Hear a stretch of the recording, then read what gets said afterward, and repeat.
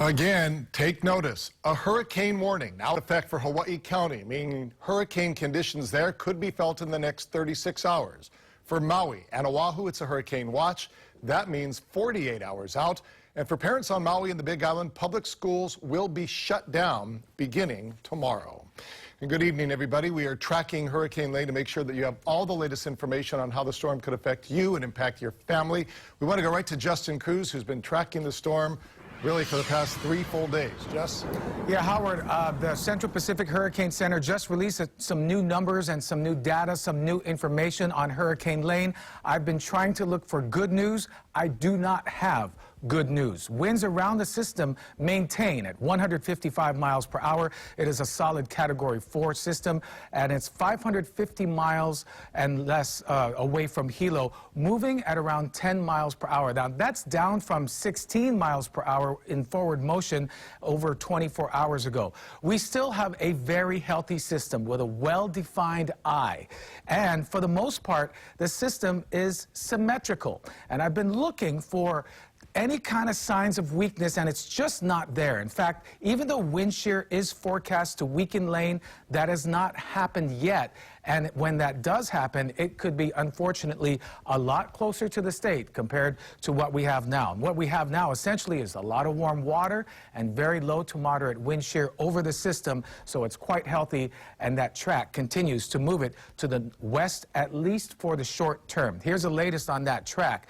It's still far to the south, and then you see that curve up to the northwest towards the islands. It takes it dangerously close to the state, and all islands are under the cone of uncertainty. Another big question mark is when will Lane start to recurve to the west? As it weakens, it is expected to happen, but whether or not that happens closer to Oahu or Kauai, that it's still kind of up in the air. Let's talk about some winds right now. This area that you see here, this is the wind radius of Hurricane Lane, tropical storm force winds. And you can see about half of the Big Island potentially could see some tropical storm force winds, all of Maui County and all of Oahu, and then eventually all of Kauai as this storm passes very near or over the islands. And there are some percentages, there are some numbers just to give you a basic idea.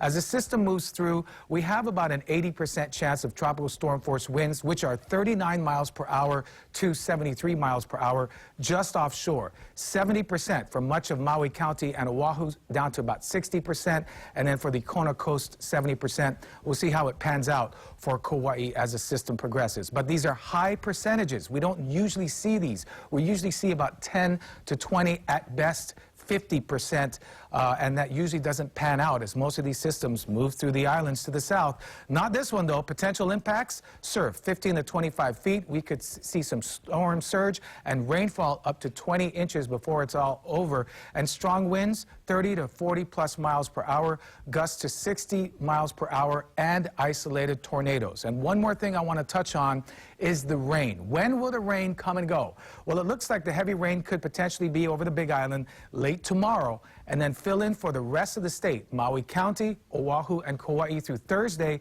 lasting in through the very least on Saturday. Hey, make sure you download the KHON2 mobile app to track the system, and also sign up for push alerts in case this system throws us a curveball. Howard?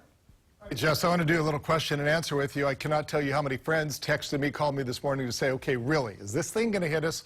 So my first question to you is, okay, Justin, really, is the storm going to hit us? Well, Howard, it's going to be a very near miss or a direct hit. This system, unlike Hector, which passed to the south, and many other systems, this is completely different. It's much more powerful. The track is extremely close to the islands, as you can see, so it definitely is a threat, no doubt about it.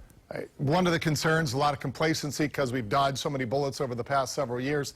The last true hurricane to hit, I remember it well, I was working at Channel 2, was Iniki. That's right, it was in 1992, and that hit Kauai as a Category 4 storm. Now, we have had tropical storms hit the islands, but no hurricanes. Tropical Storm Iselle in 2014, Darby was in 2016. Iselle hit as a weak tropical system, caused major damage, and Darby went from tropical storm to remnants, and if you remember, that flooded out the H1 near School Street. So both were weaker systems. We have not had a full-on hurricane hit the islands directly since Iniki in 1992. Yeah. Even the flooding on Kauai and East Oahu earlier this year, that wasn't even a storm. It just popped up out of nowhere. Exactly. That wasn't a tropical system. Yeah, and you grew up on Guam. They call them typhoons there, but you know what it's like to live through and deal with a hurricane or a typhoon.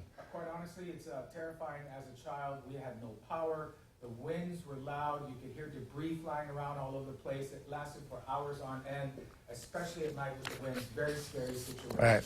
Unfortunately, I think we lost your microphone. Justin has nothing to do with the storm, but thank you very much. We're going to continue to get back to Justin. In the meantime, it is all hands on deck right now at the Central Pacific Hurricane Center on the UH Manoa campus. That's where Bridget Namata continues our storm coverage tonight. Bridget.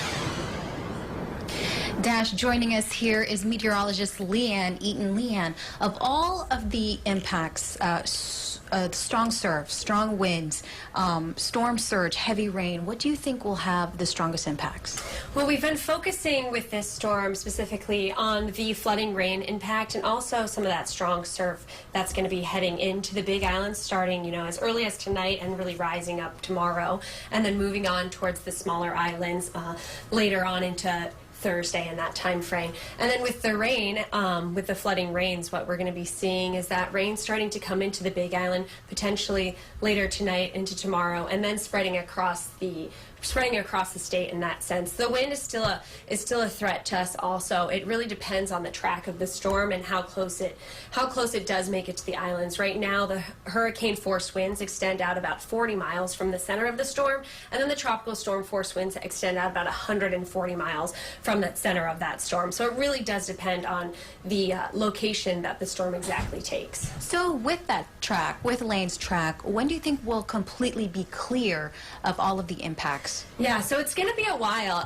Our latest track has Lane weakening down to a tropical storm eventually by the time it just passes Kauai, and that would be on Saturday afternoon. It comes just west of Kauai Saturday afternoon. So for the next several days, it looks like somewhere in the islands could be feeling the impacts from Hurricane Lane. And then also with that, there could be some trailing moisture that does stick around through the weekend, still keeping that chance for increased showers throughout the state. Leanne Eaton, meteorologist here at Central Pacific Hurricane Center. Thank you so much for your time. Now,